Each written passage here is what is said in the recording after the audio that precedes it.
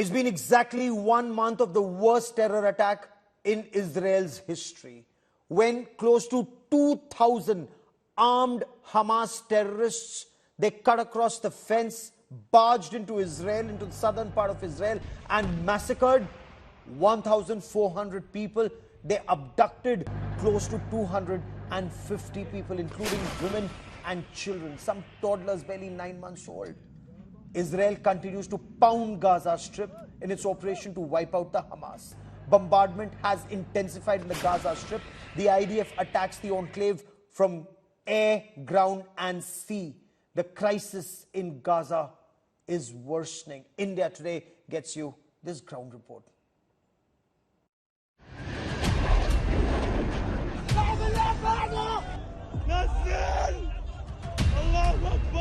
October the 7th, 2023. The darkest day unfolds in Israel's history.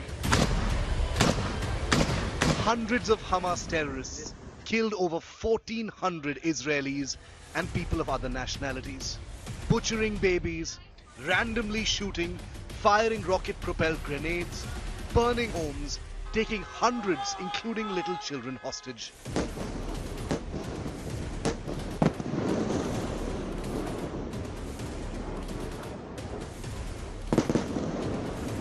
What followed was a vengeful Israel's unsparing reprisal attacks to finish the Hamas. Launching unsparing airstrikes on Hamas and a ground operation into the Gaza Strip. Now, over a month into the war, Israeli Defense Forces tank columns continue to roll across the Gaza Strip. These efforts result in extraordinary achievements, including strikes on terrorists and their commands in the field. Just over the past day, we have eliminated both company commanders and battalion commanders, some of whom were expected to fill in for commanders we had eliminated 1 or 2 days prior. The IDF on Tuesday announced that it has killed Hamas commander Wael Asafa, one of the masterminds of the October 7th terror attack. Jihad Shahade, commander of the military wing of the Fatah brigade, was also said to be eliminated. Israeli Air Force jets have struck over 450 Hamas targets in the past days, including tunnels and military compounds, often hidden among hospitals, schools and mosques. The IDF recovered over 50 rockets hidden in a Gaza compound used for youth activities, ready to be launched towards Israel. We are shooting to help Israeli troops in Gaza Strip fighting Hamas. We are shooting very accurately, very precisely, by coordinates given to us by officers on ground in Gaza Strip. We are doing anything we can to avoid civilian casualties. We don't want any civilian to get hurt. Unlike Hamas, it uses their own people as human shields.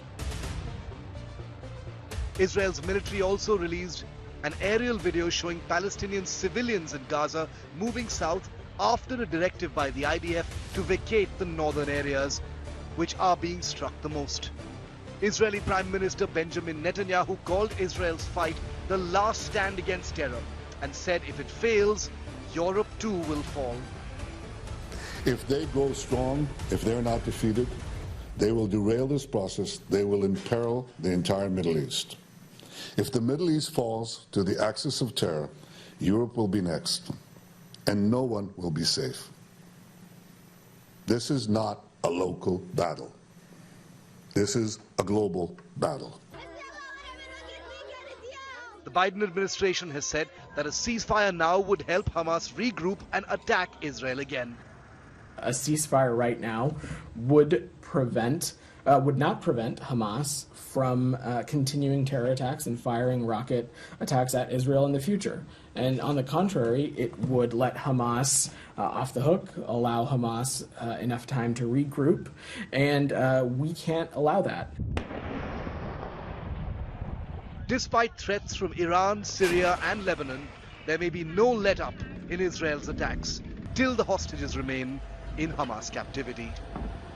People are prepared here to take care of any contingency. Soldiers here are prepared, the morale is high, and they are ready to take on any kind of threat on as many fronts as it takes, be it from Hamas in the south, be it from Hezbollah in the north, or be it Syria in the east, or further south, be it Houthis in Yemen.